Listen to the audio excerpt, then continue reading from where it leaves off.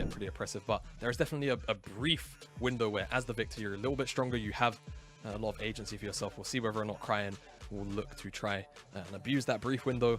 And like you said, Zoom gets his hands on the Gnar, was banned last game, and Fearless isn't going to take any particular, you know, sort of hard counter matchup into this Gnar or anything like that. Just going to go towards the Sejuani, trying to set up for team fights. It felt like LGD were relatively limited in their engage tools, only really the Amumu, so picking up this Sejuani in the top side is definitely going to open up some of those there.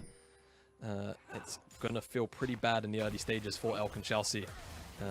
Speaking of, it's already going to be an all-in on the bottom side. Yeah. Ignite used as well as Assam looks for the rend there. Not quite enough damage, but damn, they were close.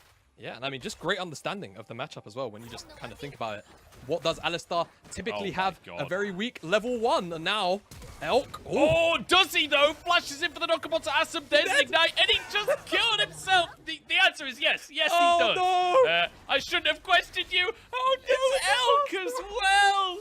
It's an absolute disaster for Ultra Prime. A good window to try and abuse. If they do that, they're just giving Haichao time on that Corki.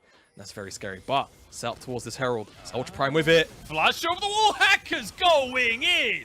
Immediately takes down Fearless. They are not messing around like last time where we saw LGD win the 3v3 for Herald. This time, Hackers being proactive and making things happen there. Here's it. Dropping that mid lane tier 1, really important. Now it looks like they're finally going to go for this dive.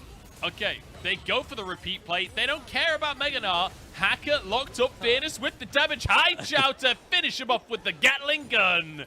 And, I mean, you called it, Jamada. He's too damn tanky and punished for it. Now Shousey taking a few spears, but look at this, man. That's going to be 4 plates taken. No Herald needed down in this bottom side.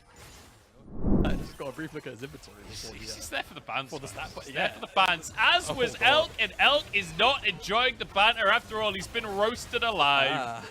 And, you know, you joined for the banter, and suddenly you realize you've been outwitted. It's a disaster every time. In the meantime, Aston could just take the tower because the enemy bot lane is just running around river dying for some reason. He knows he is the key target for Ultra Prime, and if he stays alive, that's all he's got to do. No way does Jinzhao do it again. He's in the same spot once again. Doesn't find a carry, doesn't find a target that he wants. He's going to back away. Here we go. Flashes forward for the 4-man package across everyone. Assam still chilling on the backline as he chases down Zoom. A triple for Haichao on the Corki, and Assam turns it into 2 as well. That was a massacre.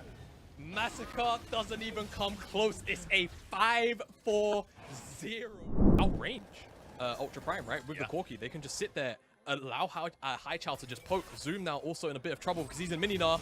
Oh, Fearless goes for the dive here. Happy to tank up and Quay. Getting the resets as well. Turns into that Gnar. A package based on the timing? No, not just yet. I think he's got another minute left on the respawn. Fearless a little chunked out, but I mean, second inhibitor's gone. Oh, hi, Jinzhao. Zoom is gonzo. Jinzhao, if he doesn't get an MVP for this game, I don't know what else he can do. He's been miraculous for the side of LGD, and we called it correctly. They want to get out of here. They want to end this game. 26 minutes on the clock as they look towards a top lane inhibitor. That's another pick onto Elk. Hacker trying to escape with his life, but Quay doesn't want to let him out. Ults over the wall, and Hacker gets a little bit of revenge for what has occurred this game. The top inhib will be taken just while they wait for some minion waves, but at the end of the day, LGD coming back in game number 2 with a vengeance, Jamal. That was plain and simple a schmacken, I think, from LGD. Ultra Prime didn't really have a leg to stand on, to be honest with you. A little bit of a skirmish going on before the Nexus falls, but it's gonna blow up. Fearless gets one more kill for himself.